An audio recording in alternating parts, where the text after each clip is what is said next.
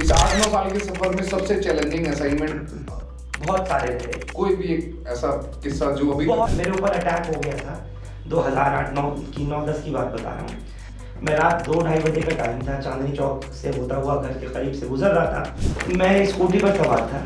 अचानक से एक मोटरसाइकिल पर दो नौजवान आए। जो पीछे वाला था पिलियन राइडर, वो मेरे तक आया। जैसे ही नाम लिया और हाथ उसने किया तो मैं पीछे हुआ था। ये जो आप देख रहे हैं सर्जिकल ब्लेड लगा हुआ है सारा। गैंग के सरगना हैं, वो बैठे रहते हैं और ये गुर्गे जो यूज होते हैं बच्चे, नाबालिग बच्चे, ये आपस में इस तरह की वारदातें करते हैं। जो गैंग के जो गैंगस्टर्स हैं, ये जो सरगना हैं, मुझे लगता है कि हमारा तो उनसे इतना ताल्लुक और वार्तालाप नहीं होती जितनी आपकी होती है। तो ये जिम्मेदारी आपकी भी है और मुझे लगता है कि ये सोसाइटी में तो अवेयरनेस लाना मुझे लगता है एक पत्रकार बहुत अच्छी नहीं, हम कर रहे हैं और आगे भी करेंगे। तो हम काउंसलिंग भी करते हैं, जेल्स के अंदर हमारी कोशिश रहती है कि इन लोगों को जेलत ना होने दिया जाए। हम भाई हम सभी लोग जानते हैं कि पैसा खुदा नहीं है पर खुदा से कम भी नहीं है। मेरे लिए उन 10 लाख की जो औकात है वो जूते के नीचे ही है। जगह आप और वायरल होते हुए दिखे जीबी रोड पे लड़कियों की रिहाई को लेकर। साल 2009-10 से, उस वक्त सोशल मीडिया का जमाना नहीं था, ये उस वक्त की बात बता रहा हूँ। जीबी रोड एक ऐसी जगह है, रेड लाइट एरिया, इस एरिया में किसी भी तरह से कोई भी ऐसा काम ना हो जिससे इलाके की बदनामी हो। इंटरनेशनल रिपोर्टिंग का भी कुछ प्लान है आपका? जब कीव में बच्चे यूक्रेन में फंसे हुए थे, जिनमें बड़ी तादाद भारत के बच्चों की जो वहाँ पर मेडिकल की पढ़ाई के लिए जो डॉक्टरी करने के लिए गए हुए थे, वहाँ से जब वो बंकर्स में अपने आप को छुपाते थे ना, और वहाँ से मैसेजेस मुझे भेजते थे कि फरहान भाई हम यहाँ पर कार में हैं, कीव में हैं, यूक्रेन में फंसे हुए हैं, उनकी आवाज़ हम उठाते थे यहाँ से। फरहान भाई, किसी स्टोरी ने आपको डीपली इफेक्ट किया? लक्ष्मण तिवारी, वही बंदा जिसका मैंने जिक्र किया, उसके घर पर कोई उसका अपना नहीं आ रहा था। ये ऐसा पीरियड कोरोना का और लॉकडाउन का गया कि घर में माँ बाप मरे पड़े हैं, दोनों एक ही दिन में मरे पड़े हैं, कोई उठाने वाला नहीं। नमस्कार दोस्तों, आज की पूछताछ में आप सभी लोगों का स्वागत है। आज का हमारा एपिसोड बहुत ही इंटरेस्टिंग होने वाला है क्योंकि आज की हमारी पूछताछ में जो हमारे गेस्ट हैं वो खुद में दूसरों से सवाल करते हैं और आज हमारे सेट पर हम उनसे सवाल करेंगे। हमारे सेट पर है Farhan Yahiya, chief reporter Hindustan Express और वेब हिंदुस्तान लाइव के संवाददाता। फरहान भाई, आपका बहुत बहुत स्वागत है। बहुत बहुत शुक्रिया दीपक जी। दोस्तों, ये वही फरहान याहिया हैं जिन्होंने दिल्ली के जीबी रोड जैसे रेड लाइट एरिया पर महिलाओं के लिए बचाव अभियान चलाया और कोविड के टाइम पर महिलाओं के बीच में राशन वितरण भी किया। इस तरह से फरहान याहिया ने अपनी एक अलग पहचान बनाई। सिर्फ इतना ही नहीं, नोटबंदी के दौरान उनकी लाइव कवरेज, जीबी रोड पर आग की घटना, दिल्ली दंगे, किसान आंदोलन, विभिन्न सामाजिक और राजनीतिक प्रदर्शन और उनके विरोध प्रदर्शनों की रिपोर्टिंग करना और गुमशुदा लड़के और लड़कियों के पुनर्मिलन जैसी अनेक उपलब्धियां फरहान याहिया के नाम है। फरहान भाई, मैं दिल से शुक्रिया अदा करना चाहूंगा आपका हमारे सेट पर, मेरी तरफ से और मेरी टीम की तरफ से। Thank you very much. It's lovely time and I can say pleasure for me. Farhan भाई, सबसे पहले तो मैं ये जानना चाहूंगा, फरहान समझ में आता है, ये याहिया क्या है? याहिया मेरे मरहूम फादर का नाम है जी, और उनकी डेथ 2012 में हुई थी। मेरा सरनेम याहिया है। अच्छा, आपका सरनेम है। मुझे लगा आजकल जैसे लोग चलाते हैं कास्ट, मौजपुरिया, गांव का नाम लगाते हैं, अच्छा, मौजपुरिया, अच्छा बिंदापुरिया, भवानिया, ऐसा कुछ करके शायद आपने याहिया। चलिए, हम सलाम करते हैं आपकी इस चीज को। तो फरहान भाई, आपने अपने जर्नलिस्ट करियर की शुरुआत किस तरह से की, कहाँ से की? दीपक भाई, मैंने 12th स्टैंडर्ड जैसे ही क्लियर किया तो उसके बाद मुझे एक मौका मिला। आंखों देखी प्रोग्राम आता था मिसेज नलिनी सिंह का जी, दूरदर्शन पर, एक न्यूज़ कैप्सूल आता था। उस वक्त ना सोशल मीडिया का ज़माना था, उस वक्त ना चैनल्स 24 आवर्स थे। तो आंखों देखी प्रोग्राम एक क्राइम बेस्ड प्रोग्राम था और उसी में डिस्कशन वगैरह होता था। नलिनी सिंह उस प्रोग्राम को होस्ट किया करती थी।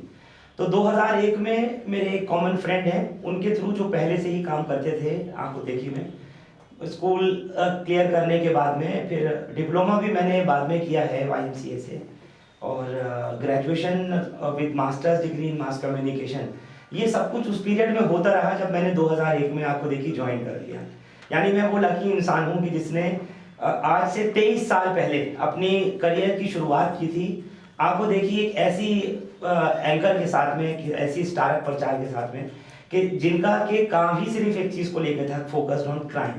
तो वही मेरी आइडल भी हैं और उन्हीं से मैंने शुरुआत भी की थी। तो उनको देखते हुए आप कहेंगे कि आपका न्यूज़ रिपोर्टिंग में इंटरेस्ट डेवलप हुआ? न्यूज़ रिपोर्टिंग में इंटरेस्ट डेवलप कह सकते हैं।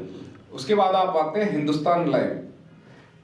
हिंदुस्तान लाइव शुरू करने का आइडिया 2016 में जब जियो के कनेक्शंस वगैरह लोगों को फ्री मिले और बहुत ज़्यादा नेट सर्फिंग इस्तेमाल होने लगी, तो क्योंकि इलेक्ट्रॉनिक का तजुर्बा पहले ही से था, तो 2016 में जब अचानक से लगा कि हाँ लोगों का मिजाज जो है वो सोशल मीडिया की तरफ आ रहा है, तो सबसे पहला जो फेसबुक लाइव मेरा शुरू किया था वो सदर बाज़ार में आग लगी थी उस वक्त में, तो वो पहला लाइव था। और जब मैंने पहला लाइव किया तो मुझे नहीं पता था दीपक जी कि जब वो लाइव खत्म होगा तो उसके अगले 24 घंटे बाद 78,000 लोग उसको व्यू करेंगे।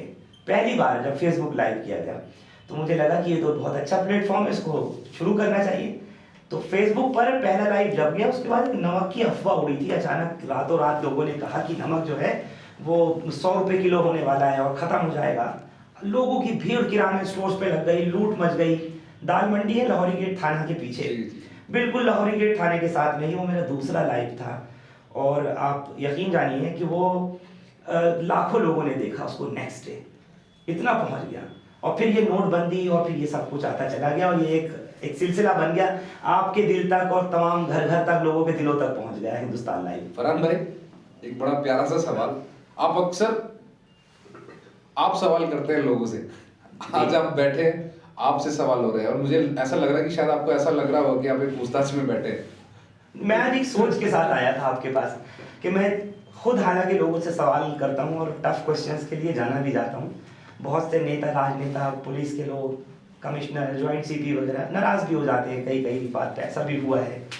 तो मैं आपके लिए जब सोच कर आया था यहाँ तो ये सोचा था कि आज पूछताछ से पूछताछ करूँगा। ये मेरा ये बहुत मतलब सोच कर घर से चला कि आज दीपक जी के पास जाऊँगा तो दीपक जी से जब वो सवाल करेंगे तो मैं भी ज़रूर पूछूंगा। आज पूछताछ से पूछताछ होगी, ये सोच कर मैं आया था।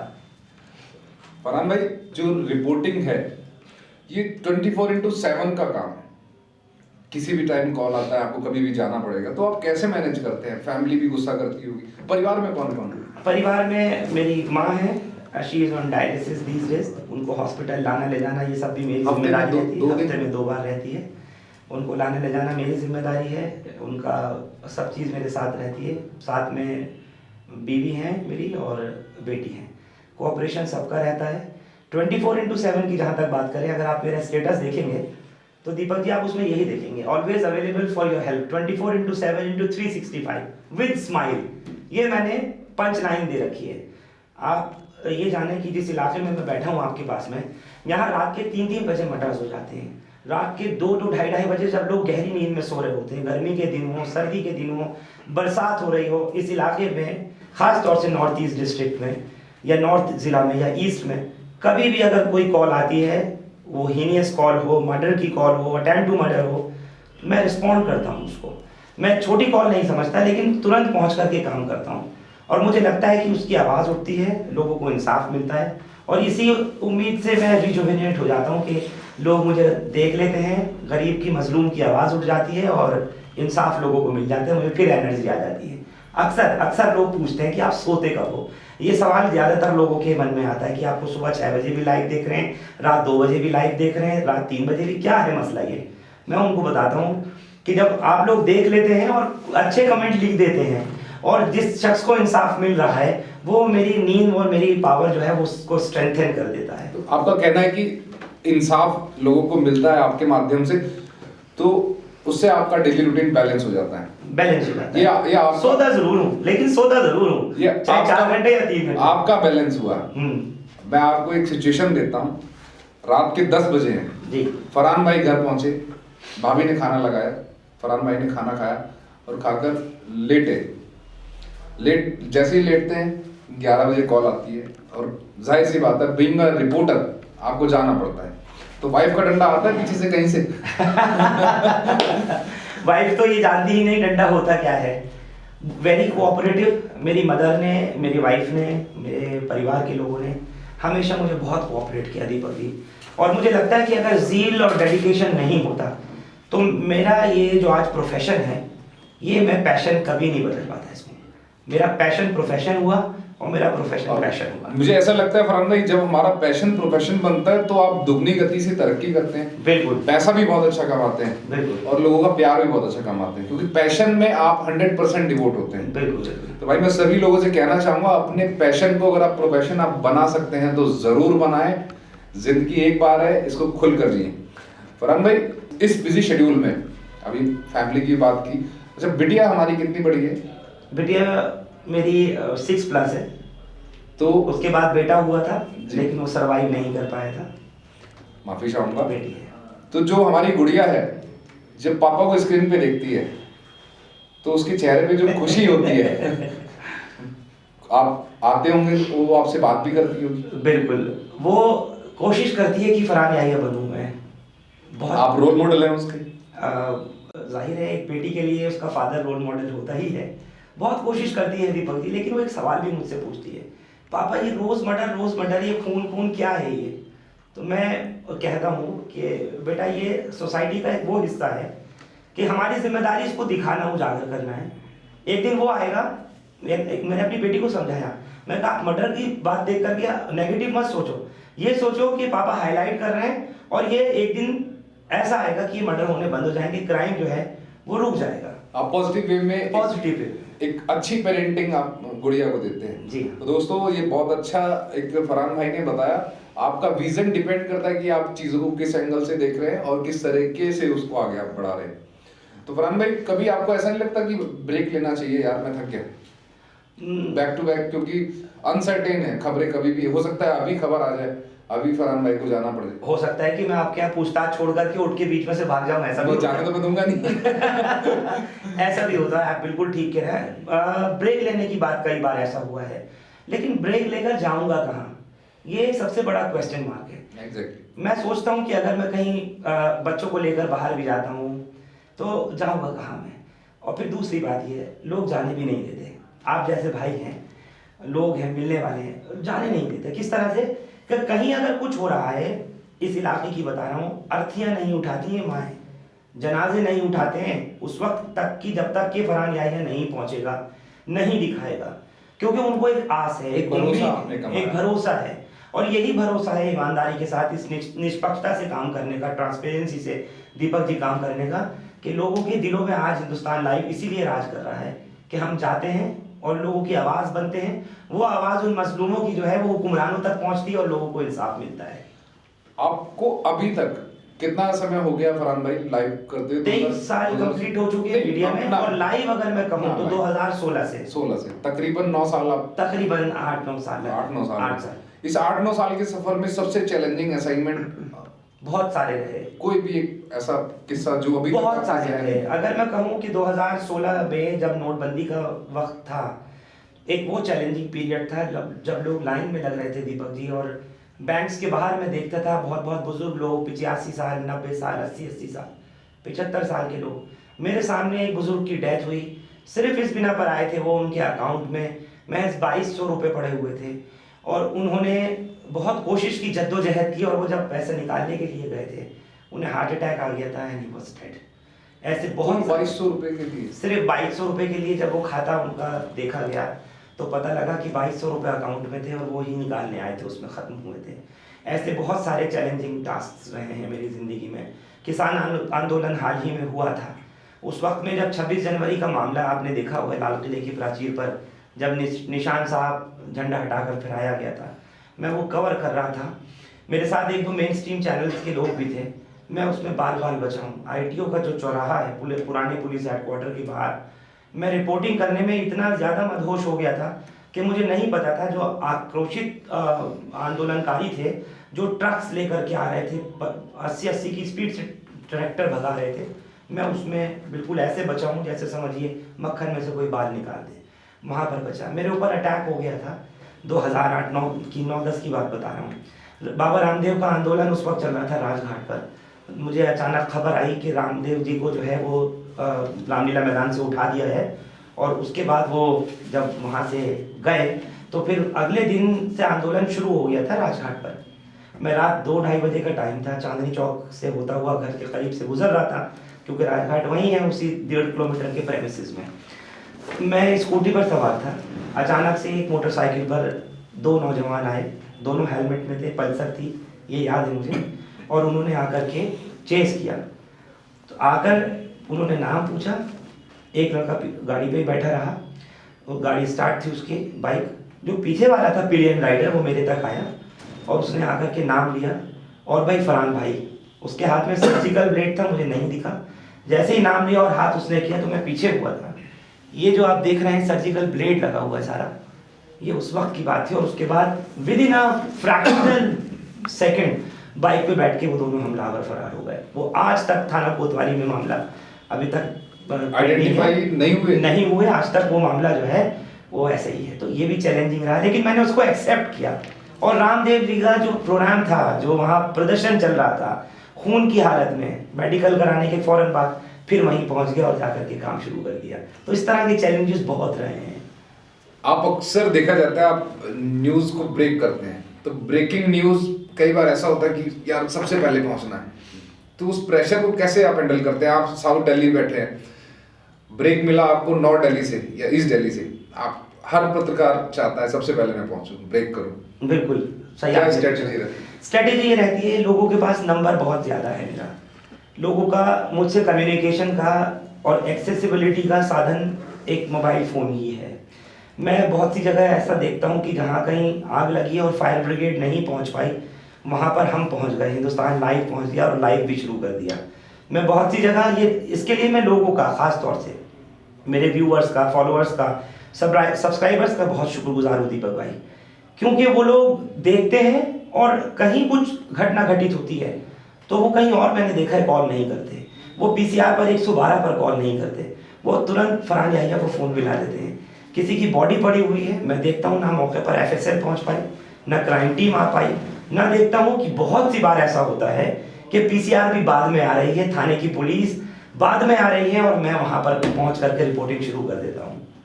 और ये लाइव एग्जाम्पल्स हैं। ये लाइव एग्जाम्पल है। पर फरहान भाई, कई बार ऐसा नहीं लगता कि आपने खबर को ब्रेक किया, आपके सामने लाश पड़ी है, आपने लाश को देखा, आपने खबर को ब्रेक करना शुरू कर दिया। मैं एक आपको एग्जाम्पल दे रहा हूँ, आपने ब्रेक कर दिया कि किसको बहुत गलत तरीके से मारा गया, ये हुआ वो हुआ। जब तक पुलिस इन्वेस्टिगेशन नहीं हुई, आपने, आजकल अक्सर देखा जाता है जो मीडिया है वो पुलिस भी बन जाती है, सही, कोर्ट भी बन जाती है, सही। आप एक छाप छोड़ देते हैं अपने व्यूअर्स के दिमाग पर कि अरे देखो कितनी बुरी तरह मारा। हो सकता है उस व्यक्ति वो खुद में असाइलेंट हो, वो किसी पर हमला कर रहा है, हमले के दौरान सेल्फ डिफेंस में सामने वाले व्यक्ति ने खुद को बचाया, उस दौरान उसकी मौत हो गई, पर आपने छाप छोड़ी कि बहुत गलत तरीके से इसको मारा गया। तो आपको क्या लगता है कि बिना इन्वेस्टिगेशन के इस तरह न्यूज़ ब्रेक करना, सही, एक पहचान छोड़ देना लोगों के दिमाग में, क्या ये सही है? अगर आप मुझे मेरी रिपोर्टिंग का कोई एक भी पहलू ऐसा दिखा दें, कोई ऐसी खबर दिखा दें जिसमें कोई गैंगस्टर ही अगर मरा हो या कोई एक शरीफ आदमी जिसको गैंगस्टर ने मारा हो, जिसको मैंने जाकर के ये कहा है कि पुलिस की इन्वेस्टिगेशन से पहले या पुलिस के वहाँ पहुँचने से पहले या पोस्टमार्टम की रिपोर्ट से पहले कहीं भी अगर मैंने ये कहा हो कि इसको ऐसे मारा गया या वैसा मारा गया, उससे मेरा कोई मतलब नहीं होता। मैंने जैसे आपसे कहा कि मैं स्पॉट पर पहुंचा, मैंने जाकर वहां देखा कि एक बंदा मरा पड़ा है, उसके गोलियां मारी गई हैं या स्टैबिंग की गई है, उसके चाकू मारे है, जिस तरह से भी उसकी मौत हुई है। मेरा काम उस बंदे का अगर नाम आइडेंटिफाई हो गया तो ठीक है, नहीं है तो सिर्फ इतना ही है कि यहाँ पर एक इस तरह से मर्डर हुआ है, यहाँ पर ये लाश पड़ी हुई है, इसके इतनी गोलियां दिखाई पड़, आप खबर कवर करना होता है। उसके बाद जब ऑफिशियल वर्जन आता है दीपक जी, जब उसको डीसीपी वगैरह या जॉइंट सीपी वेरीफाई कर देते हैं या उसकी कोई रिपोर्ट आ गई या कुछ हो गया, उसके बाद वो बाद में जाता है। लेकिन ऑन द स्पॉट पहुंच करके सबसे पहले बस यही क्राइम सीन को कवर करके, ताकि लोगों को पता लग जाए जल्द से जल्द, और गलत तरीके से नहीं, सही तरीके से। कभी गलत नहीं हमने किया। गैंगस्टर आप देखिए नॉर्थ ईस्ट दिल्ली में या यहाँ कितने गैंगस्टर सक्रिय थे भी और हैं भी, कुछ ने छोड़ भी दिया, जुवेनाइल से काम करा रहे हैं नाबालिग बच्चों से। आप असिस्टेंट सुपरिटेंडेंट मंडोली जेल हैं, आप भी देखते और समझते आ रहे हैं इन तमाम चीज़ों को। कि जुवेनाइल से, नाबालिग बच्चों से क्राइम रेट जो है वो 3 साल 4 साल में इतना बढ़ गया जितना कभी बालिगों से नहीं बढ़ा था। मैं चाहता हूँ फरहान भाई, बड़ा अच्छा टॉपिक आपने उठाया। आप क्या मैसेज देना चाहेंगे हमारे जुवेनाइल को, जो व्यूअर्स आपको देख रहे हैं, इसी के कंटेक्स्ट में आप क्या कहना चाहेंगे? बिल्कुल, मैं ज़रूर कहना चाहूँगा अपने उन नाबालिग दोस्तों से, उन छोटे बच्चों से, छोटे भाइयों से, कि आप लोग अपना भविष्य, अपना जीवन बर्बाद मत कीजिए। और हमेशा हर रिपोर्टिंग में, लाइव में मैं यही कहता हूँ ख़ास तौर से, कि ज़िंदगी ऊपर वाले ने सिर्फ एक बार दी है, बार बार किसी को नहीं दी। कोई एक बता दीजिए जब से ये दुनिया बनी है कि जो मर गया, किसी ने उसका मर्डर किया और उसके बाद फिर वो उठ करके आ गया। नहीं हुआ ना, माँ बाप का लाल चला जाता है। अपना भविष्य अंधकार की तरफ, फ्यूचर मत लेके जाइए। और बस इतना ही कहूँगा, क्योंकि आज मैं पूछताछ में हूँ, यहाँ आया हूँ इनके कार्यक्रम में, दीपक शर्मा जी के, कि बच्चों को सुधारने के लिए माँ बाप का जितना बड़ा रोल होता है, सब माँ बाप को दोष दे देते हैं दीपक जी, कि माँ बाप की परवरिश में कमी थी, जो बच्चा आज चाकू, पिस्तौल और गोलियाँ चलाने लगा। ऐसा नहीं है। उसके अपनी संगत, उसके अपने दोस्त, उसकी अपनी सोसाइटी, उसके अपने मिलने जुलने वाले ऐसे बहुत से लोग हैं जो उसको इन कामों में लगाते हैं। तो बच्चों, हाथ जोड़ कर कह रहा हूँ कि छोड़ दीजिए, ये गैंगस्टर्स वगैरह कोई काम नहीं आने वाले।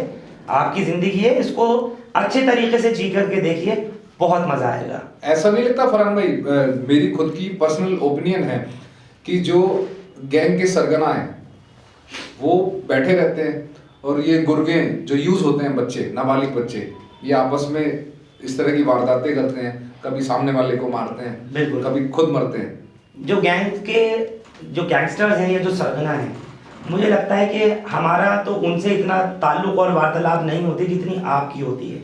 तो ये जिम्मेदारी आपकी भी है, और मुझे लगता है कि ये सोसाइटी में तो अवेयरनेस लाना, मुझे लगता है एक पत्रकार बहुत अच्छी नहीं, हम कर रहे हैं और आगे भी करेंगे। लेकिन बीइंग द जेलर, आपका भी एक जिम्मेदारी है कि उन गैंगस्टर को, जैसे मैं अपने नाबालिग बच्चों से या उन लड़कों से जो वारदात कर देते हैं और फिर उनको सीसीएल, जुवेनाइल जस्टिस होम भेज दिया जाता है, मुंडा खाना जिसको कहते हैं, जो बड़े गैंगस्टर्स हैं, मैं उनसे भी अपील करूंगा कि ऐसा वो ना करें। अपनी औलाद की तरह इन बच्चों को एक बार देख के देखें। उनके भी बच्चे हैं, उनके भी माँ बाप हैं गैंगस्टर्स के, लेकिन आप जैसे जो लोग हैं, जो जेलर्स हैं, आप लोग इनके लिए अलग अलग कार्यक्रम लाते हैं, पॉलिसीज़ लाते हैं। तो मुझे लगता है कि काउंसलिंग के लिए या उनके माइंड वॉश के लिए आप जैसे लोग ज़्यादा अगर जिम्मेदारी उठा के काम करें तो अच्छा होगा। नहीं, एग्जैक्टली हम करते हैं फरहान भाई, आपने बड़ा अच्छा टॉपिक किया। तो हम काउंसलिंग भी करते हैं जेल्स के अंदर। हमारी कोशिश रहती है कि इन लोगों को जेल अप ना होने दिया जाए, और हम करते भी हैं। जैसे बात करी हमने मुंडा खाने की जी, तो 18 से 21 साल के बच्चों को हम बिल्कुल अलग रखते हैं। उनका इंटरेक्शन गैंगस्टर से कुछ नहीं है, पर फिर भी एनी हाउ बाहर ये इन्फ्लुएंस होते हैं सोशल मीडिया की मैं बात करूंगा जी। तो सोशल मीडिया पे हम अक्सर बहुत सी ऐसे कंटेंट देखते हैं जो हमारे इन नए 15-16 साल के बच्चों को भ्रामक चीजें दिखाकर इन्फ्लुएंस करते हैं अपनी तरफ। तो आपको क्या लगता है कि सोशल मीडिया का क्या इम्पैक्ट? अच्छा सवाल आपका है दीपक जी। देखिए, 2016 में जैसे मैंने बताया आपको, जब फेसबुक लाइव शुरू हुआ और सोशल मीडिया का जो ट्रेंड था वो 2016-17 से ही बढ़ना स्टार्ट हुआ था। अब इन 7-8 सालों में इसकी एडवांटेज बहुत ज़्यादा है सोशल मीडिया की, डिसएडवांटेज बहुत कम है। सिद्धू मूसावाला का जब मर्डर हुआ और जब फिर लॉरेंस बिश्नोई का, गोल्डी बराड़ का, इन लोगों के नाम आए, तो उसके बाद रील्स चलने लगी गानों के साथ में। और सिद्धू के गाने, मुझे लगता है कि सिद्धू की ज़िंदगी में खुद इतने मशहूर नहीं हुए जितने लोगों ने उसके गानों को नेगेटिव लेकर के रील्स के साथ में जोड़ना। नौजवान जो हैं, बच्चे जो हैं, वो चला करके टॉय गन दिखा रहे हैं, और अगले ही दिन पता लगता है कि उसको शौक इतना बढ़ गया कि वो टॉय गन से एक असली देसी कट्टा आ गया, कंट्री मेड पिस्टल उसके हाथ में आ गई। तो ये जो एक शोमैनशिप वाली बात आई है सोशल मीडिया से, वो उसका जो बुरा प्रभाव है ना, उसको बच्चों ने, उसको यंगस्टर्स ने, गैंग चलाने वालों ने, इन्होंने ज़्यादा अडॉप्ट किया है, जबकि ये नहीं होना चाहिए। इसके लिए भी सरकार को भी और कुछ ना कुछ नियम, कायदे, कानून आने चाहिए। नहीं, गाइडलाइंस बन रही हैं। अभी आप देखेंगे हरियाणा में और पंजाब में वेपन्स को फ्लॉन्ट करना पूरी तरह बैंड हो गया है गानों के दौरान, और सोशल मीडिया पे भी पूरी तरह से स्ट्राइक्स आती हैं अगर आप वेपन लेकर चल रहे हैं, कोई रील बना रहे हैं, वीडियो बना रहे हैं। तो दोस्तों, इन चीज़ों से आप बचें, बहुत भ्रामक है और खतरनाक है, हमारी खुद के लिए भी, हमारी सोसाइटी के लिए भी। फरहान, आपको क्या लगता है, अभी एक न्यूज़ रिपोर्टिंग भी सोशल मीडिया का पार्ट बन गई है? आप भी करते हैं सोशल मीडिया जी, पे, जी। तो इसका क्या इम्पैक्ट है? ट्रेडिशनल है, हमारे बहुत से न्यूज़ चैनल्स हैं, एबीपी है, आज तक है, एक तरफ ये है, एक तरफ सोशल मीडिया न्यूज़ रिपोर्टिंग है। क्रेडिबिलिटी सोशल मीडिया की कहीं ज़्यादा हो गई है। तो आप मैं जवाब देना चाहता हूँ इसके बारे में दीपक जी। आज लोगों का भरोसा जो है, लोगों का जो फेथ है, वो सोशल मीडिया पर ज़्यादा हो गया है। उसकी वजह यह है, लोग देखना नहीं चाहते कि जब भी टीवी ऑन करते हैं, चैनल जब 24 आवर्स नहीं हुए थे, 2003, 4, 5 की बता रहा हूँ, तब तो सिर्फ टीवी ही माध्यम था और जो न्यूज़ चैनल दिखाते थे, जब वाकई जर्नलिज्म होता था। आज जर्नलिज्म नहीं रहा है।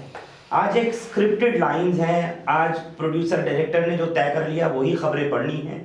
काला कोट पहन करके मैं भी किसी भी चैनल में जाकर आज एंकरिंग कर सकता था, बहुत ऑफर्स थी, सब कुछ कर सकता था, लेकिन लोगों का भरोसा वक्त के रहते रहते जो गया, जिसको लोग भोंपू मीडिया कहते हैं, मैं गोदी मीडिया कहते हैं, मैं उस गोदी मीडिया को भोंपू मीडिया बोलता हूँ। क्यों बोलता हूँ? क्योंकि वो आज सरकार के भोंपू बन के रह गए। आज उनका सिर्फ एक टारगेट हो गया। जब भी आप टीवी खोल के देखिए तो वहां सिर्फ हिंदू, मुस्लिम, मंदिर, मस्जिद, योगी, मोदी, अमित शाह, ये सब कुछ चल रहा है ना। जनता के मुद्दे कहाँ हैं? आज लोग तरस रहे हैं उन चैनल्स को देखने के लिए जो आवाज उठाते थे कि जब कभी सिलेंडर के रेट 400 से 500 हुए तो लोगों ने उधम मचा दिया।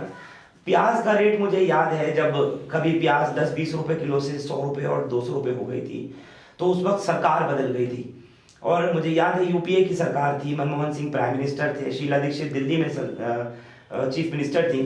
तो प्याज को लेकर के कितना बड़ा हलूला उठा था कि प्याज के आंसू रोएगी सरकार, ये चलता था चैनल्स के ऊपर। और सवाल पूछने की ताकत, हिम्मत होती थी एंकर्स में, सत्ता पक्ष से पूछना चाहते थे और पूछते थे। आज नहीं पूछ सकते हैं। और अगर ये पैरेलल सोशल मीडिया नहीं होता ना दीपक जी, तो आज पूछताछ को कोई नहीं बैठ के देख रहा होता, आज हिंदुस्तान लाइव को कोई नहीं जान रहा होता। ये सिर्फ जो ताकत दी है फ्रीलांसिंग मॉडल, जो मैं कह सकता हूँ फ्रीलांसिंग मॉडल, या फिर ये जो झूठ के ऊपर सच एक आया है सोशल मीडिया की शक्ल में। ये हमारा कॉन्स्टिट्यूशन है, राइट? नहीं, इसका इम्पैक्ट ज्यादा है। कॉन्स्टिट्यूशन का तो है मामला, मैं उस पर भी आ सकता हूँ। इसका इम्पैक्ट इतना ज्यादा है दीपक जी कि आज घर घर में बच्चे के हाथ में, हर गृहिणी के हाथ में मोबाइल फोन है। अगर टेलीविजन दिखा रहा है कि दिल्ली का तापमान जो है वो 50 डिग्री हो गया और दिल्ली में आग लग गई है तापमान इतना होने से, थोड़ी ही पल में सोशल मीडिया पर कुछ मीडिया इन्फ्लुएंसर जो है वो खबर डालेंगे कि दिल्ली में जो है वो बर्फ गिर रही है और रियलिटी ये है कि तापमान है यहाँ का 2 से 3 डिग्री है। सच किसको माना जाएगा? जो आज ये है, वो नहीं जो टीवी पे चल रहा है 50 डिग्री दिखाने वाला। 3 डिग्री है, 4 डिग्री है, ठंड पड़ गई है, ये समझेंगे लोग। इतना बड़ा इन्फ्लुएंस, क्रेडिबिलिटी, यस, वो यही है। सोशल मीडिया नहीं होता तो आज दीपक शर्मा नहीं, फरहान याहिया नहीं होते।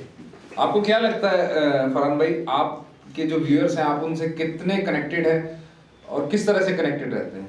मैं अपने लोगों से, जैसे मैंने आपको इससे पहले जवाब दिया, कनेक्शन का सबसे बड़ा मोड है ये मोबाइल फोन। और मोबाइल के होने की वजह से एक्सेसिबिलिटी उनसे बहुत है। मुझे लोगों के लाखों मैसेजेस आते हैं, लेकिन उन मैसेजेस को रिस्पॉन्ड करना, जवाब देना पॉसिबल नहीं होता। कहीं अगर कुछ है, कोई खबर आ रही है, कुछ आ रही है और डायरेक्ट कोई बंदा फ़ोन करके मुझे बता रहा है, जिस इलाके में मैं आपके पास यहाँ बैठा हूँ, यहीं से अगर कॉल आएगी तो मेरा काम है उस कॉल की सैंक्टिटी को देखना, उसकी हीनियसनेस देखना, उस कॉल को सीरियसली लेकर के उसको रिस्पॉन्ड करना। तो लोगों का माध्यम कनेक्शन का एक यही है, या तो व्हाट्सएप पे लोग कॉल कर देते हैं, मैसेज कर देते हैं, या फिर फोन कर देते हैं। ये एक बहुत बड़ा जिम्मेदारी का काम भी है दीपक जी, जो हम ईमानदारी से फरहान भाई, हम सभी लोग जानते हैं कि पैसा खुदा नहीं है, पर खुदा से कम भी नहीं है। अगर फरहान याहिया को एक ऑप्शन दिया जाए कि फरहान ये रखे 10 लाख रुपए, हम आपको 10 लाख देते हैं, आपको इस खबर को ऐसे नहीं ऐसे चलाना है, तो फरहान क्या करेगा? मेरे लिए उन 10 लाख की जो औकात है वो जूते के नीचे ही है। 20 लाख, 50 लाख, करोड़, 10 करोड़, कोई फर्क नहीं पड़ता दीपक जी। जिस दिन ये जमीन मर गया, जिस दिन पैसे की अहमियत इतनी हो गई, उस दिन ये जनता, ये लोग, ये व्यूअर्स, ये सब्सक्राइबर्स, ये फॉलोअर्स, ये प्यार करना छोड़ देंगे, ये साथ देना छोड़ देंगे, ये दुआ और आशीर्वाद देना छोड़ देंगे। जिस दिन ये चीज आ गई, जब लोग लालच पैसे का आ जाता है ना दीपक जी, आप अपने काम के प्रति ईमानदार हो ही नहीं सकते। कभी नहीं हो सकते। और यही वजह है जब सरकारें गिरती हैं ना, वो लोग लालच के ही चक्कर में गिरती हैं। मुझसे कहा जाता है कि फला खबर आपने करी है, उसको डिलीट कर दो, मैं नहीं करता। प्रेशर बनाया जाता है, बनाया जाता है, बिल्कुल बनाया जाता है। धमकी आती है, धमकियां तो बहुत आई हैं, बहुत आई हैं। तो क्या करते हैं आप? मैं कुछ नहीं करता है। कट्टा बंदूक रखते हो? हाँ, दिल्ली पुलिस की तरफ से मुझे लाइसेंस मिला हुआ है, और जब ये अटैक हुआ था तो पीएसओ भी दिया था, जो मेरे काम के लिए बाधा बन रहा था, तो मैंने वो नहीं लिया। सिक्योरिटी के लिए मैं बिल्कुल प्रेफर नहीं करता। बस मैंने कहा ना, लोगों का प्यार, आशीर्वाद और दुआएं हैं, ऊपर वाले का ये नजर करम है जो मैं महफूज हूँ। पैसा, लोभ, लालच सब दूर है, ईमानदारी बड़ी चीज। फरहान भाई, ट्रेडिशनल मीडिया, अभी हम बात कर रहे थे, आज तक, एनडीटीवी, एबीपी और बहुत सारे चैनल है, और डिजिटल मीडिया, आपको अगर ऑप्शन दिया जाए कि आप ट्रेडिशनल मीडिया में आकर एंकरिंग करें, रिपोर्टिंग करें, कवर करें, आप वहां जाना पसंद करेंगे या डिजिटल में आप सेटिस्फाइड हैं? बिल्कुल भी नहीं जाना पसंद करेंगे। 2016 के बाद से, जब से ये सोशल मीडिया प्लेटफॉर्म शुरू किया गया और हिंदुस्तान लाइव बना, तो उसके बाद कई चैनल्स में दीपक जी फ़ोन आए, ऑफर्स आई, और बड़े चैनल से आया। यहाँ तक कि ये भी कहा गया कि चैनल हेड बना देंगे, क्राइम हेड बना देंगे, आपको बड़ा काम दे देंगे। नहीं, मैंने कभी नहीं किया। मैंने कहा ना, स्टूडियो में बैठ करके काला कोट पहन करके एंकरिंग करना, रिपोर्टिंग करना एक अलग बात है। जनता के बीच में, गली मोहल्लों में, चौक चौराहों पर, नुक्कड़ कूचों में उतरना और उन लोगों की आवाज बनना, यानी जर्नलिज्म विद एक्टिविज्म, मैं समझता हूँ कि मैं काम कर रहा हूँ, और यही मेरा पैशन है। मैं नहीं जाना चाहता नहीं, पैशन किसी के बात नहीं बनना चाहता। पैशन तक ठीक है, पैशन को आप प्रोफेशन बना चुके हैं, प्रोफेशन से आती है कमाई। आती है कमाई, आज मैं आपको बताऊं। मैं कमाई पर आना चाहूंगा। आइए प्लीज आइए। हाँ, नहीं आप बताएंगे ना। मैंने सवाल कर चुका। मैं आपको खुद ही बता देता हूँ, ऑफर्स बहुत आते हैं, और उन ऑफर्स में अच्छे हेल्थी पैकेजेस भी आते हैं, लेकिन मैं उसको एक्सेप्ट नहीं करता। क्योंकि आप यहाँ अच्छा कमा रहे हैं। यहाँ अच्छा कमा रहे हैं, बिल्कुल गलत नहीं है, क्योंकि एक नंबर में सब कुछ है। टैक्स भी जाता है, लोगों का प्यार, लोगों की मोहब्बत इतनी है कि लोग मुझे देखते हैं, मिलियंस में देखते हैं दीपक जी, लाखों लोग देख रहे हैं, तो उनका देखा हुआ जो भी कुछ अर्निंग मेरी होती है, चाहे वो यूट्यूब से हो, फेसबुक से हो, इंस्टाग्राम से हो, कहीं से भी हो, मेरे लिए बहुत है।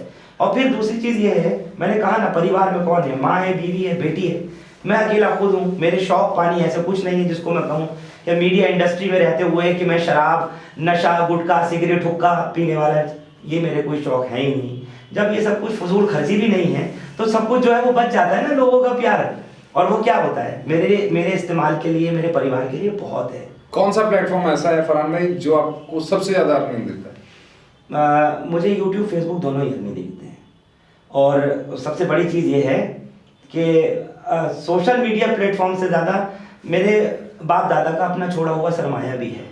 मुझे मेरी अपनी जो प्रॉपर्टीज़ हैं या और जगह हैं जो मैंने लेट आउट की हुई हैं फादर के टाइम से, भाई कोई है नहीं, तो मेरा ख्याल है अर्निंग के लिए, ईमानदारी से अर्निंग के लिए बहुत है, तभी बेईमानी पे नहीं हूँ मैं चाहता हूँ फरहान भाई, आप नए जो फ्रीलांसर जिनके लिए आप इंस्पिरेशन हैं, जो आपकी तरह न्यूज़ रिपोर्टिंग करना चाहते हैं, और कर भी रहे हैं, लोगों ने शुरू भी कर दिया है, तो आप उन्हें कुछ बताएंगे कौन सी टेक्नोलॉजी है जो सबसे बेहतर आपकी सबसे ज़्यादा हेल्प करती है? मुझे लगता है कि आज के हिसाब से अब तो एआई टेक्नोलॉजी भी आ गई, ये सब भी हो गया, अभी उसका आपने जिक्र किया। एआई ने तो ऑलमोस्ट सब चीज़ें बहुत इजी कर दी हैं।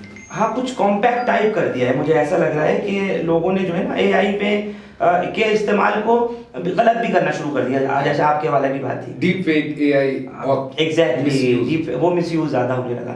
मैं उनसे कहना चाहता हूँ जो लोग इंस्पिरेशन मानते हैं, आइडल मानते हैं, या जिन्होंने हिंदुस्तान लाइव देख के, या कहूँ कि बजाते खुद पर्सनली फरहान यहिया को देख के शुरुआत की है, वो लोग ईमानदारी का दामन नहीं छोड़ें।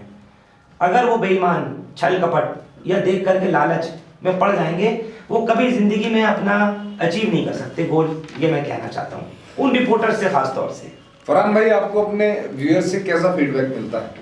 बहुत पॉजिटिव, बहुत अच्छा, और उसके लिए दिल से शुक्रिया कहना चाहता हूँ सारे व्यूअर्स को, सब फॉलोअर्स को, सब्सक्राइबर्स को, उन छोटे छोटे प्यारे मासूम बच्चों को। जब मैं जाता हूँ कहीं मिलते हैं, तो जैसे आपके साथ होता होगा Deepak ji, you are also social media influencer, तो मुन्नी मुन्नी सी बच्चियाँ, बेटियाँ आती हैं, सेल्फी लेनी है, आप तो वही हो जो न्यूज़ देते हो, आप तो वही हो जो मर्डर दिखाते हो, बस यही कमाई है। वही अच्छा लगता है और यही साथ बना भी रहना चाहिए। एक सलमान वाला किस्सा भी बड़ा वायरल रहा। नहीं, 5 लड़के थे, उनको पैरामिलिट्री फोर्स के जवानों ने घेर रखा था। उनसे कहा था जन गण मन गाओ, तुम्हें आज़ादी हम देंगे। और बहुत वायरल हुई थी वो वीडियो। उसमें पूरी तरह से चोटिल हुए हैं वो लड़के। उसमें एक सलमान भी था और शाहरुख भी नाम का लड़का था। और एक की उसकी डेथ। ये कबीर नगर के बाबरपुर के आगे का ही, मतलब जो जाफराबाद मेन रोड है स्ट्रेच, ये वहाँ की बात थी, दंगों में दिल्ली के। उनको भी कोई मीडिया नहीं दिखा रही थी दीपक जी।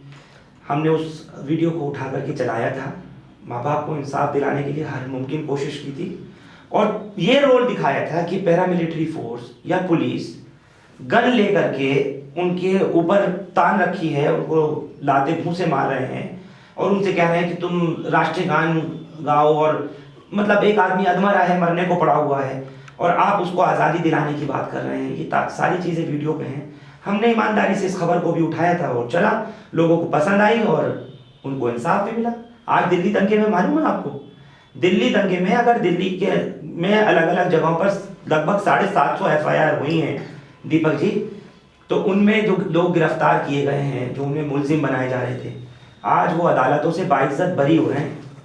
आज उन्हें बेल मिल रही है, उन्हें एक्विटल मिल रहा है। क्यों?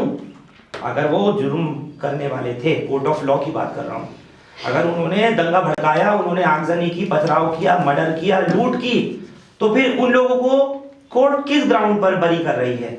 कोर्ट उन्हें एक्विटल क्यों दे रही है? आज हम उनको भी दिखाते हैं जनाब। एक जगह आप और वायरल होते हुए दिखे, जीबी रोड पे लड़कियों की रिहाई को लेकर। बिल्कुल, ज़रूर बताऊंगा मैं इस बारे में। साल 2009-10 से, उस वक्त सोशल मीडिया का ज़माना नहीं था, ये उस वक्त की बात बता रहा हूँ।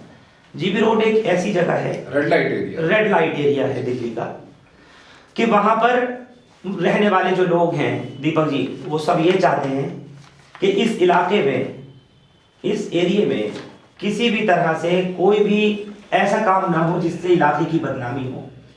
जीबी रोड आज बदनाम होकर के रह गया।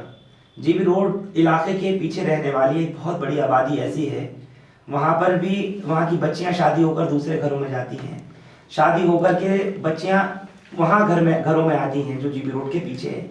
ये जो एक अकेला जीबी रोड है जहाँ पर लगभग 80 से ज़्यादा ब्रॉथेल्स हैं, कोठे हैं, उनमें 9 साल की बच्ची, 11 साल की, 12 साल, 13 साल की बच्चियाँ, छोटी छोटी एडोलेसेंट्स, नाबालिग लड़कियों को ला करके बेचा जाता था और बहुत ज़्यादा था ये काम। हमने जब ये आवाज़ उठाई, लाइव रेड्स की हैं, इसके लिए मैं जो पूर्व ACP थी सुरिंदरजीत कौर, जो कि SHO कमला मार्केट उस वक्त में थी, उनके दौर में जो लाइव रेड्स किए हैं दीपक जी, मैं सलाम करता हूँ सुरिंदरजीत कौर को कि उन्होंने मीडिया के कैमरे यानी हम लोगों को साथ रख के उन लड़कियों को, एक बहुत अच्छी अधिकारी रही है, मेरे परिचय में है, मेरे आपके परिचय में है, मैम को मैं सलाम करता हूँ और उनकी जुर्रत को कि उन्होंने अपने वहां पर रहते हुए 86 गर्ल्स को रेस्क्यू करवाया था, उनको वहां से, उस नर्क से, उस जहन्नम से बाहर निकाला था। मेरी कोशिश सिर्फ ये रहती है दीपक जी कि जीबी रोड पर जो लेडीज हैं, जो इस काम में सेक्स वर्कर्स वगैरह हैं, लगी हैं, उनकी उम्रें गुजर गई, वहाँ नई लड़कियां आना नहीं चाहती और कोई जबरन उनको ला करके अगर बेचे, तो कोई जबरन अगर उनको ला करके बेचता है, ये हमारी जिम्मेदारी है, ये आपकी, दीपक शर्मा जी, आपकी जिम्मेदारी है, प्रशासन की, पुलिस की जिम्मेदारी है, एडमिनिस्ट्रेशन की जिम्मेदारी है, उस बच्ची को उस नर्क से निकाला जाए। यही हमने भी हमेशा कोशिश की है और वहां से निकाली है लड़कियां, बाकायदा निकाली, यकीन मानिए, एक नहीं कई लड़कियां ऐसी हैं जिनको मैंने लाइव रेड पे रेस्क्यू कराया है और सब नाबालिग थी, ना चाहते हुए लालच दे करके कि काम के बहाने से गांव से ले आए उठाकर, केरल से, तमिलनाडु से, आंध्र प्रदेश से ला करके बेची और उसके बाद उनसे वेश्यावृत्ति और ये तमाम काम कराने की कोशिश होती थी। हम आवाज़ उठाते थे, हिंदुस्तान लाइव ने आवाज़ उठाई और वो लड़कियां रेस्क्यू हुई हैं। फरहान भाई, आपको न्यूज़ का फॉर्मेट सबसे ज़्यादा कौन सा पसंद है और हिंदुस्तान लाइव के फ्यूचर प्लान्स क्या हैं? हिंदुस्तान लाइव के फ्यूचर प्लान्स बस यही है कि लोगों का, हिंदुस्तान लाइव लोगों से और लोग हिंदुस्तान लाइव से जुड़े रहें।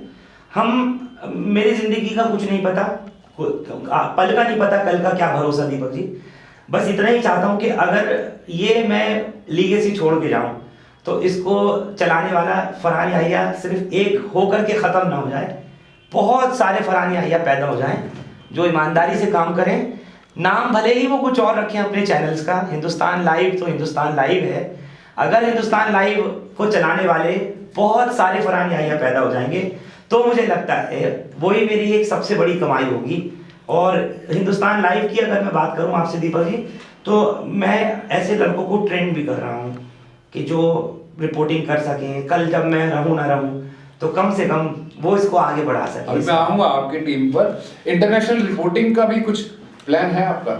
इंटरनेशनल रिपोर्टिंग कुछ मुद्दों पर होती है, जैसे अभी इजराइल फिलिस्तीन का मामला चल रहा है, या इससे पहले जब कीव में बच्चे यूक्रेन में फंसे हुए थे, जिनमें बड़ी तादाद भारत के बच्चों की जो वहाँ पर मेडिकल की पढ़ाई के लिए जो डॉक्टरी करने के लिए गए हुए थे, और अचानक से जो रूस और यूक्रेन का मुद्दा उठा तो उसमें बच्चे फंस गए थे। तो मैं आपको बताऊं दीपक जी, ऐसे बहुत से स्टूडेंट्स थे कि जिनका मैंने वहाँ से, जब वो बंकर्स में अपने आप को छुपाते थे ना, और वहाँ से मैसेजेस मुझे भेजते थे कि फरहान भाई हम यहाँ पर कार में हैं, कीव में हैं, यूक्रेन में फंसे हुए हैं, उनकी आवाज़ हम उठाते थे यहाँ से। इंटरनेशनल इश्यूज बता रहा हूँ मैं आपको, और बाकायदा उसको फॉरेन मिनिस्ट्री संज्ञान में लेती थी। और ऐसे बहुत से स्टूडेंट्स जो यहाँ से पढ़ने गए थे यूक्रेन, वो हमारी रिपोर्टिंग के बाद में, गवर्नमेंट के संज्ञान आने के बाद में रेस्क्यू भी किया गया। उसको मेन स्ट्रीम मीडिया ने भी उठाया, अखबारों ने भी उठाया, लेकिन हमने कसर नहीं छोड़ी। इसी तरीके से चाहे अमेरिका का मुद्दा हो, चाहे ब्रिटेन की कहानी हो, या कहीं का भी हो, गाए बगाए कुछ ना कुछ हम लोग उठाते रहते हैं। फरहान भाई, आप हिंदुस्तान लाइव कर रहे हैं, आपकी पूरी टीम होगी, कितने लोग हैं आपकी टीम में? अभी मेरे साथ में हिंदुस्तान लाइव में तकरीबन 18 लोग हैं, और हिंदुस्तान एक्सप्रेस जो अखबार है उसमें मेरे जो एडिटर इन चीफ हैं मिस्टर परवेज सुहेब साहब, उस अखबार की टीम में तकरीबन 11 लोग हैं, और हिंदुस्तान लाइव की टीम में मेरे साथ 18 लोग हैं। तो ये लंबे हेक्टिक शेड्यूल में, जैसे आपका 24x7x365 जी, तो डिमोटिवेट भी हो तुमने कि 4 दिन घर नहीं गए, 5 दिन घर नहीं गए? ऐसा तो बहुत कम हुआ है। 13 दिन बस घर नहीं गए, वो दिल्ली के दंगों में जब फंसे थे हम तब नहीं गए। बाकी इतना जरूर होता है कहीं बाहर शूट पे अगर जाना हुआ 1-2 दिन के लिए। मैंने आपको कहा ना, माँ बीमार रहती हैं तो ज्यादा दूर जाता नहीं हूँ। तो डिमोटिवेट वो होते हैं या आप होते हैं? तो कोई आपका एनर्जी बूस्टर, कोई मंत्र? एनर्जी बूस्टर और मंत्र ये है दीपक जी, अपने ही जो दोस्त लोग हैं, अपने ही जो टीम के लोग हैं, वो सब मेरे दोस्त ही समझ लीजिए जी, जो प्रोफेशनली काम के वक्त जुड़े होते हैं, और काम से हट करके, शूट से हटकर, कवरेज से खत्म करने के बाद आपस में दोस्त रहते हैं, दोस्त की तरह से हो जाते हैं। तो स्ट्रेस आपका खत्म हो जाता है। घर जाता हूँ, माँ को देखता हूँ, बीवी को देखता हूँ, बच्ची को देखता हूँ, तो फिर रिजुवेनेट हो जाता हूँ, फिर एनर्जी आ जाती है। एक कहा जाता है कि जो ज्ञान है वो गुरु से मिलता है, तो आपकी कोई मेंटर, कोई गुरु रहे? मैंने आपसे कहा था बहुत शुरू में कि Nalini Singh, she was and she is still my mentor. उन्हीं से काम शुरुआत की थी, और स्टूडेंट लाइफ में ही रिपोर्टिंग मिलना, इंटर्नशिप करना उनके पास में एक बहुत बड़ी चीज़ थी मेरे लिए। आप समझिए कि मैंने नलिनी सिंह का हाथ पहले पकड़ लिया, आपको देखी मैं दूरदर्शन न्यूज़ पर आता था, वहाँ मैंने पहले शुरुआत करी। और आप ये सोचिए कि डिप्लोमा इन जर्नलिज्म बाद में किया, ग्रेजुएशन बाद में किया, यानी उसी पीरियड में, और मास्टर्स इन मास कम्युनिकेशन जो किया है वो भी तभी किया है जब मैं मैडम के पास आपको देखी हुए लग चुका था, काम कर रहा था। सबसे पहली सैलरी मैम ने मुझे दी थी 3,500 रुपये का एक चेक। तो इस फील्ड में आने के बाद साल 2002 में, यानी अब से 22 साल पहले, मुझे सबसे पहला चेक मैम ने दिया था कि मैं जानती हूँ मेहनत तो बहुत करते हो, लेकिन ये तुम्हारी मेहनत का एक छोटा सा हिस्सा है, घर वालों को मिठाई देना। वो चेक आप यकीन जानेंगे मेरे पास आज भी रखा हुआ है, मैंने कैश नहीं करवाया। वो 3500 रुपये का चेक मेरे पास मैम का आज भी रखा हुआ है। She is my mentor. आप आज भी इनको थैंक्स फील करते हैं? ऑलवेज, मरते दम तक। पूछताछ को लाइट करते हैं, बात करते हैं फैमिली की। 24 घंटे में फरहान याहिया फैमिली को कितना टाइम देता है? 24 घंटे में फैमिली को तकरीबन 5-7 घंटे, 8 घंटे, और कभी कभी ऐसा होता है, जरूरी नहीं कि हर वक्त ही काम चल रहा है, हर वक्त ही लाइट कैमरा एक्शन हो रहा है, ऐसा नहीं है। जब फील्ड पर नहीं हूँ तो घर पे ही हूँ। अब ऐसा भी होता है कि पूरा पूरा दिन भी घर पे हो जाता है, माताजी, बिटिया और आपकी वाइफ, सबसे ज्यादा टाइम स्पेंड किसके साथ करना पसंद सब एक ही जगह है। नहीं, फिर भी एक होता है कि हाँ मेरे को माँ के पास बैठना, उनसे बात करना ज्यादा अच्छा लगता है। माँ का टाइम, जैसे मैंने कहा कि वो माँ के लिए रहता है, बीवी और बेटी का जो टाइम है वो उसके लिए रहता है, तो वक्त मैं निकाल लेता हूँ। मतलब ये मुझे लगता है कि ऊपर वाले ने 24 घंटे ना बना करके इनको 24 को 48 घंटे का एक दिन तो करता, फिर 24 घंटे प्रोफेशन को देता और 24 घंटे माँ बाप को दे देता, बीवी बच्चों को दे देता। अक्सर ऐसा कहा जाता है फरहान भाई कि जितने भी सफल व्यक्ति हैं घर में रहकर सफलता हासिल नहीं की, दिन रात बाहर रहना पड़ता है। आप सहमत हैं? मैं सहमत हूँ। मुझे लगता है लोग अक्सर ये भी कहते थे कि हर कामयाब आदमी के पीछे किसी औरत का हाथ होता ही होता है। मैं नहीं मानता। मैं एक बात मानता हूँ कि कामयाबी के पीछे मेहनत और लगन का हाथ सबसे बड़ा होता है। अगर आप मेहनत और लगन है, यानी ये दो औरतें आपके पीछे हैं, एक का नाम है मेहनत और दूसरी का नाम है लगन। अगर मेहनत और लगन आपके साथ हैं तो आप बहुत कामयाब आदमी हैं। या फिर नीता अंबानी जैसी औरत साथ है। क्या कहिए दीपक जी। जी चलिए, पार्ट ऑफ द जोक। आपके अकॉर्डिंग फरहान भाई क्या लगता है मीडिया इंडस्ट्री के अंदर क्या चेंजेस आने की बहुत ज्यादा जरूरत है? मीडिया इंडस्ट्री में ऑनेस्टी, ईमानदारी, करेज, जज्बा, ये आने की बहुत कमी हुई हुई है, ये आना चाहिए। एंड राइट टू आस्क, पूछने की हिम्मत, डेयरिंग, वही दोबारा मैं चाहता हूँ। जब मैंने शुरुआत की थी ना सर, वही चीज़ मैं चाहता हूँ एक बार दोबारा से आ जाए, मीडिया वैसे ही हो जाए जैसी थी। This is the fourth pillar of the democracy. कभी ऐसा हुआ फरहान भाई किसी पर्टिकुलर स्टोरी को कवर करने से मना कर दिया कि नहीं फरहान आप नहीं करोगे? किसने मना किया हो? किसी ने भी, कोई भी प्रेशर ग्रुप, कुछ कोई भी हो सकता है। ज़्यादातर मैं ऐसी स्टोरी नहीं करना चाहता दीपक जी जिसको लेकर के लोग मना कर रहे हों। यानी सपोज अगर किसी का मैटर है और मैं वो उसको दिखाने पहुंच गया। अभी हाल ही में पुरानी दिल्ली का इलाका है जामा मस्जिद जामा मस्जिद का इलाका है, वहाँ पर एक लड़की की मौत हुई सस्पिशियस हालत में। मैं उस जगह गया, किसी ने कहा मर्डर हो गया, किसी ने बताया कि ये सुसाइड किया है इसने, किसी ने कहा कि कुछ और। मैं जब वहाँ गया तो लड़की के जो रिलेशंस में थे उन्होंने मुझसे कहा कि फरहान भाई हम इसको हाईलाइट कराना नहीं चाहते, हम नहीं चाहते कि बच्ची का नाम और बच्ची के बारे में कुछ हो। मैंने उसको ड्रॉप कर दिया। तो ऐसा बहुत बार होता है। हाँ, अगर कोई पॉलिटिकली मेरे ऊपर दबाव बनाना चाहे कि खबर नहीं करनी है, जरूर करूंगा डंके की चोट पे। अगर कोई पुलिस में कहे कि फरहान भाई ये मत दिखाओ, ये मत चलाओ, जरूर करूंगा। तो मैं लोगों की सहमति से काम जरूर करना चाहता हूँ, लेकिन अगर मुद्दाई खुद मना कर रहा हो तो फिर उसको मैं अवॉइड कर देता हूँ, जबरन नहीं करता। फरहान भाई किसी स्टोरी ने आपको डीपली इफेक्ट किया? ऐसी बहुत सी स्टोरीज़ रही हैं दीपक जी, कोई एक की तो मैं क्या बात करूं जिसमें डीपली इफ़ेक्ट मेरे दिल पे पड़ा है। जैसे मैंने आपको कहा, लक्ष्मण तिवारी, वही बंदा जिसका मैंने जिक्र किया, उसके घर पर कोई उसका अपना नहीं आ रहा था। ये ऐसा पीरियड कोरोना का और लॉकडाउन का गया कि घर में माँ बाप मरे पड़े हैं, दोनों एक ही दिन में मरे पड़े हैं, कोई उठाने वाला नहीं। वहाँ अगर हम गए, हमारी आवाज़ उठी तो कहीं ना कहीं देखिए सीने में मेरे भी दिल है, मेरे भी माँ बाप, एक चीज़ समझिए, वो इतना असर किया कि मेरे जहन, और आज तक वो ऊपर से मदद मांग रहा है गैलरी में खड़े होके कि कोई तो बचाने वाला आ जाओ अंदर। और वहाँ माँ बाप मरे पड़े हैं, कोई उठा नहीं रहा है, कोई ले जा नहीं रहा, शमशान तक कोई नहीं ले जा रहा। उसने इफ़ेक्ट किया, वो आज तक इफ़ेक्टेड है। ऐसे बहुत सारे एग्जाम्पल्स हैं। आपको डीपली इफेक्ट किया, उसका इफेक्ट आपकी हेल्थ और वेलबींग पर भी आता है। तो फरहान फिट रहने के लिए क्या करते हैं? फिट रहने के लिए सही मायने में तो मुझे आपकी तरह से एक्सरसाइज का बहुत शौक था, डोले शोले मैं भी बनाता था। लेकिन 2010-11 के बाद एंगेजमेंट्स बढ़ती चली गई, मसरूफियत और काम बढ़ता चला गया, वो छोड़ दिया। चाहता हूँ कि थोड़ा बहुत जिम का और स्विमिंग का मुझे बहुत शौक है शुरू से, वो टाइम नहीं दे पा रहा। चाहता हूँ टाइम दूँ।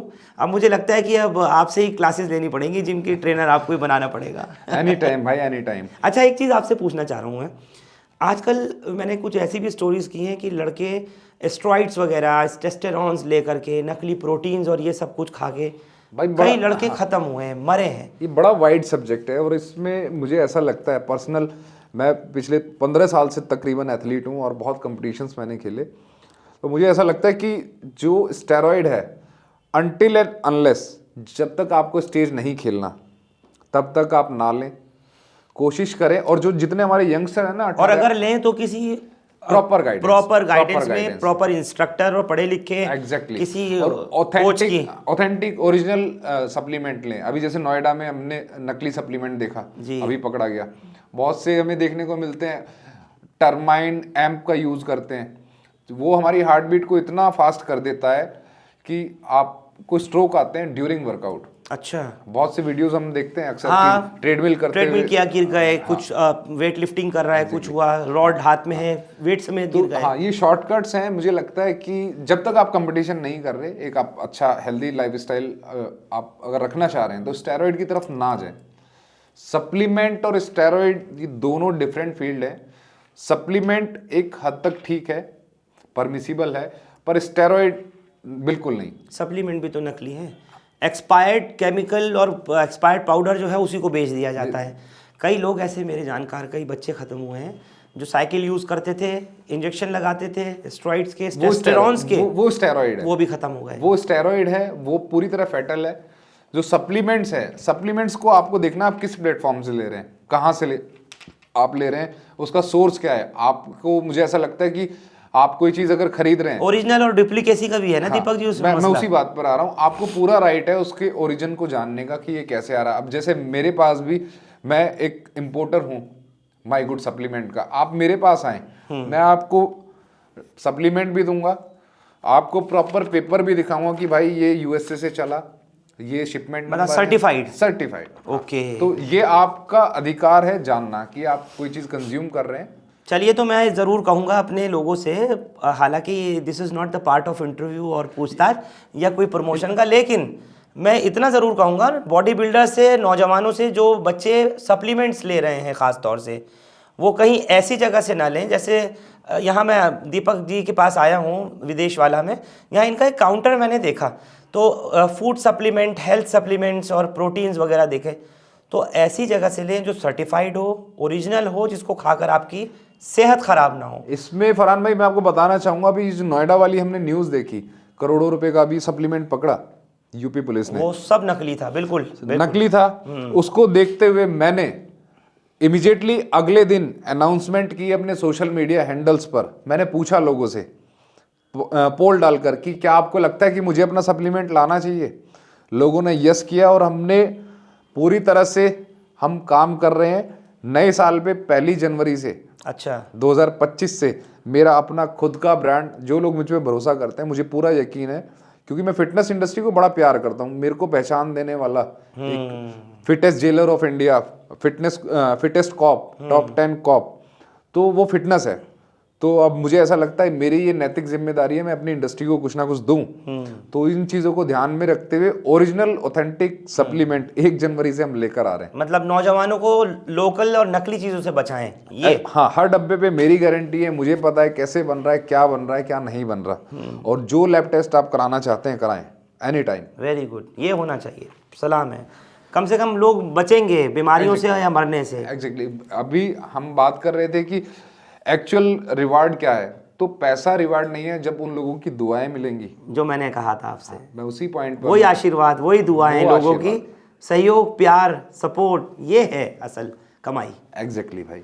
फरहान भाई, आपके लिए सबसे बड़ा मोटिवेशन फैक्टर, सबसे बड़ा मोटिवेशन फैक्टर आपके लिए क्या है, और आप जर्नलिज्म का क्या फ्यूचर देखते हैं? देखिए, मेरे, जैसे मैंने कहा, मेरी मेंटोर नलिनी सिंह है, और मैं अगर कहूँ तो मोटिवेशन के लिए, सीखने समझने के लिए बहुत सीनियर जर्नलिस्ट हैं, करण थापर जी, डॉक्टर प्रणय रॉय जो एनडीटीवी, मैं शुरू से इनको देखता सुनता था। और आप ये देखें, मेरे भाई बने हुए शम्स ताहिर ख़ान आज तक पे प्रोग्राम देते हैं। इन लोगों के साथ में इनको सीखना, देखना, सुनना, समझना, वो एक मैं कहता हूँ कि एक लाइन दिया मुझको इन्होंने, या फिर 1-to-1 जिस तरीके से मैं जानता हूँ रवीश कुमार जी को, या फिर अजीत अंजुम जी को, अभिसार शर्मा को, सबसे ताल्लुकात होने। आज मैं बहुत याद करता हूँ विनोद दुआ सर को, एनडीटीवी पे उन्होंने ही एक न्यूज़ के साथ साथ प्रोग्राम देना शुरू किया था, जायका इंडिया का। जब फूड ब्लॉगर्स नहीं होते थे तो विनोद दुआ सर कश्मीर से कन्याकुमारी तक तमाम स्टेट्स में जा चुके हैं, और हर स्टेट का जो जो ख़ास खाना होता था ना, वो बनाते थे। मैं वो प्रोग्राम देखता था उनका। तो ये कुछ ऐसे जर्नलिस्ट हैं मेरे सीनियर्स हैं जिनको देखकर मैं सीखा भी हूँ और आगे उनके नक्शे कदम पे चल भी रहा हूँ। फरहान भाई, जर्नलिज्म में इनोवेशन और एक्सपेरिमेंट को आप सपोर्ट करते हैं कि कुछ नया? हाँ, होना चाहिए, बिल्कुल होना चाहिए। इनोवेशंस, मुझे लगता है कि necessity is the mother of invention, ये हमने सुना है। मैं उसमें जोड़ता हूँ इनोवेशंस भी, कि इनोवेशन जब तक नहीं होंगी, नए आइडियाज़ नहीं होंगे, लोग क्यों देखेंगे? एक ही तरह की घिसी पिटी खबर देखते रहेंगे। कुछ ना कुछ चेंजेस होने चाहिए और होते रहने चाहिए। क्या आप अपने काम के माध्यम से सोसाइटल चेंजेस कुछ लाना चाहते हैं कि ये बदलाव हो? बदलाव होने चाहिए। जैसे आजकल नौजवानों का ख़ास तौर से मुद्दा जो मैंने अभी उठाया था शुरू में, जिसके ऊपर आप भी काम कर रहे हैं, जो ड्रग एडिक्शन है, एंटी ड्रग एडिक्शन प्रोग्राम्स ये बनने चाहिए। ये नशाखोरी, ये चोरी चकारी बदमाशी तभी हो सकेगी जब कलेक्टिवली सरकार, एडमिनिस्ट्रेशन, पुलिस, आप, मैं सब मिल करके काम करेंगे।